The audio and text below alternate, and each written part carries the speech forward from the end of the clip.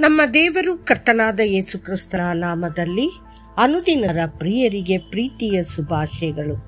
2024 April ತಿಂಗಳ 13ನೇ ತಾರೀಕಿನ ಶನಿವಾರದ ದೇವರ ವಾಕ್ಯವು, ನಾನು ಪ್ರೀತಿಯನ್ನು ಹೊಂದಿಲ್ಲದಿದ್ದರೆ ನನಗೆ ಪ್ರವಾದನ ವರವಿದ್ದರೂ, ಎಲ್ಲ ರಹಸ್ಯಗಳು ಸಕಲ ವಿಧವಾದ ವಿದ್ಯೆಯು ತಿಳಿದರೂ, ಬೆಟ್ಟಗಳನ್ನು ತೆಗೆದಿಡುವಷ್ಟು ಬೇಕಾದಷ್ಟು ನಂಬಿಕೆ ಇದ್ದರೂ, ನಾನು ಪ್ರೀತಿ ಇಲ್ಲದವನಾಗಿದ್ದರೆ ಏನು ಅಲ್ಲದವನಾಗಿದ್ದೇನೆ.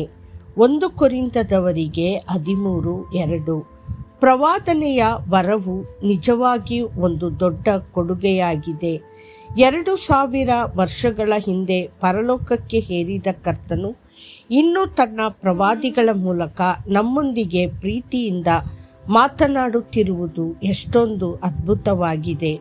ಮತ್ತು ಆತನು ನಮಗೆ ಸಾಂತ್ವನ ಮತ್ತು ಪ್ರೋತ್ಸಾಹಿಸುವುದನ್ನು ಮುಂದುವರಿಸುತ್ತಾನೆ.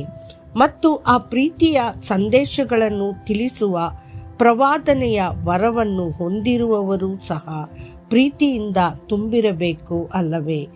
ನೀವು ಕೈ ಪಂಪ್ ಮೂಲಕ ಕಾರಂಜಿ ನೀರನ್ನು ತೆಗೆದುಕೊಂಡಾಗ ಅನೇಕ ಬಾರಿ ನೀವು ತುಕ್ಕು ಹಿಡಿದ ಕಣಗಳನ್ನು ನೋಡುತ್ತೀರಿ, ಅಥವಾ ತೈಲದ ಕುರುಹು ಆ ನೀರಿನಲ್ಲಿ. ಇದು ಕಾರಂಜಿ ಕಲುಷಿತಗೊಂಡಿರುವುದರಿಂದ ಅಲ್ಲ, ಆದರೆ ಕೈ ಪಂಪ್ನಲ್ಲಿರುವ ಸಮಸ್ಯೆಗಳಿಂದಾಗಿ.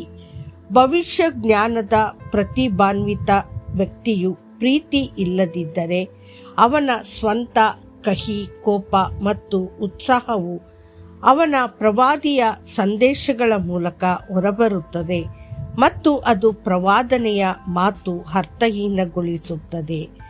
ಜನರು ತಮ್ಮನ್ನು ಪ್ರೀತಿಸುವ ವ್ಯಕ್ತಿಯಿಂದ ಬಂದ ಸಲಹೆಗಳನ್ನು ಸಹ ಸ್ವೀಕರಿಸಲು ಸಾಧ್ಯವಾಗುತ್ತದೆ, ಆದರೆ ಅದೇ ಅವರನ್ನು ಪ್ರೀತಿಸದ ವ್ಯಕ್ತಿಯಿಂದ ಬಂದರೆ ಅವರು ಕಠಿಣ ಹೃದಯಗಳಾಗುತ್ತಾರೆ ಮತ್ತು ಅವರು ಅದನ್ನು ಸ್ವೀಕರಿಸುವುದಿಲ್ಲ. ಆದ್ದರಿಂದ ಪ್ರೀತಿಯು ಅತ್ಯಂತ ಮುಖ್ಯವಾಗಿದೆ. ಅದೇ ರೀತಿಯಲ್ಲಿ ಒಬ್ಬ ವ್ಯಕ್ತಿಯು ಜ್ಞಾನವನ್ನು ಉಡುಗೊರೆಯಾಗಿ ನೀಡಬಹುದು. ಇತರರು ಗ್ರಹಿಸದಿರುವ ವಾಕ್ಯವನ್ನು, ಆಳವಾದ ರಹಸ್ಯಗಳನ್ನು ಅವನು ಅರ್ಥ ಮಾಡಿಕೊಳ್ಳಲು ಸಾಧ್ಯವಾಗುತ್ತದೆ.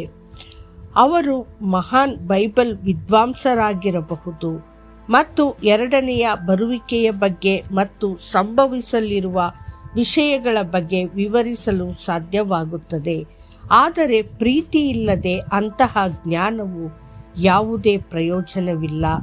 ನೀವು ದೇವರ ಸನ್ನಿಧಿಯಲ್ಲಿ ನಿಂತಾಗ ನಿಮ್ಮ ವರಗಳು ಮತ್ತು ಅರ್ಹತೆಗಳ ಬಗ್ಗೆ ಅದು ಮುಖ್ಯವಲ್ಲ. ನಿಜವಾಗಿಯೂ ಮುಖ್ಯವಾದದ್ದು ನೀವು ದೈವಿಕ ಪ್ರೀತಿಯಲ್ಲಿ ನಡೆಸಲ್ಪಡುವಿರಾ. ನಿಮ್ಮಲ್ಲಿರುವ ಉಡುಗೊರೆ ಏನೇ ಇರಲಿ, ಅದು ಪ್ರವಾದನೆಯ ಮಾತು, ಅನ್ಯ ಭಾಷೆಗಳಲ್ಲಿ ಮಾತನಾಡುತ್ತಿರಲಿ, ಗುಣಪಡಿಸುವ ವರಗಳಾಗಿರಲಿ, ನಿಮಗೆ ಪ್ರೀತಿ ಇಲ್ಲದಿದ್ದರೆ ಯಾವುದೂ ಪ್ರಯೋಜನವಿರುವುದಿಲ್ಲ. ಟೆಲಿಫೋನ್ ಅಥವಾ ಮೊಬೈಲ್ ಫೋನ್ ಅನ್ನು ನೋಡಿ, ಅದು ತುಂಬ ಸಾಮಾನ್ಯವಾಗಿದೆ. ಆದರೆ ವಿದೇಶದಲ್ಲಿರುವ ನಿಮ್ಮ ಪ್ರೀತಿ ಪಾತ್ರರ ಜೊತೆ ಅದೇ ಸಾಧನದಲ್ಲಿ ಮಾತನಾಡುವಾಗ ನೀವು ಸಂತೋಷದಿಂದ ತುಂಬಿರುವಿರಿ. ಇನ್ನೊಂದು ತುದಿಯಲ್ಲಿರುವ ವ್ಯಕ್ತಿಯ ಧ್ವನಿ ಮತ್ತು ಪ್ರೀತಿಯನ್ನು ಕೇಳಲು ಮತ್ತು ಅನುಭವಿಸಲು ನೀವು ತುಂಬ ಉತ್ಸುಕರಾಗಿರುತ್ತೀರಿ. ಆದರೆ ಇತರ ಸಮಯಗಳಲ್ಲಿ ಅದು ಸಾಮಾನ್ಯ ಫೋನ್ ಆಗಿ ಉಳಿಯುತ್ತದೆ. ಅದೇ ರೀತಿಯಲ್ಲಿ ಕರ್ತನು ಫೋನ್ ಮೂಲಕ ಮಾತನಾಡುವಂತೆ ಪ್ರವಾದಿಯ ಮೂಲಕ ಮಾತನಾಡುತ್ತಾನೆ. ಮತ್ತು ಪ್ರವಾದಿ ಆತ್ಮಗಳ ಮೇಲೆ ಪ್ರೀತಿಯನ್ನು ಹೊಂದಿಲ್ಲದಿದ್ದರೆ ಆ ಸಂದೇಶವು ನಿಲ್ಲುತ್ತದೆ. ಪ್ರವಾದಿಗಳು ದೇವರ ರಹಸ್ಯಗಳನ್ನು ಬಹಿರಂಗಪಡಿಸುತ್ತಾರೆ ಎಂಬುದು ನಿಜ, ಆದರೆ ಪ್ರವಾದಿಯ ಹೃದಯದಲ್ಲಿ ಪ್ರೀತಿ ಇಲ್ಲದಿದ್ದರೆ ಅವನಲ್ಲಿರುವ ಎಲ್ಲ ವರಗಳಿಂದಲೂ ಯಾವುದೇ ಪ್ರಯೋಜನವಿಲ್ಲ. ನೆನಪಿಡಿ, ಒಬ್ಬನು ತಾನು ದೇವರನ್ನು ಪ್ರೀತಿಸುತ್ತೇನೆಂದು ಹೇಳಿ ತನ್ನ ಸಹೋದರನನ್ನು ದ್ವೇಷಿಸಿದರೆ ಅವನು ಸುಳ್ಳುಗಾರನಾಗಿದ್ದಾನೆ. ತಾನು ಕಂಡಿರುವ ತನ್ನ ಸಹೋದರನನ್ನು ಪ್ರೀತಿಸಿದವನು ತಾನು ಕಾಣದಿರುವ ದೇವರನ್ನು ಪ್ರೀತಿಸಲಾರನು. 1 ಯೋಹಾನನು 4:20.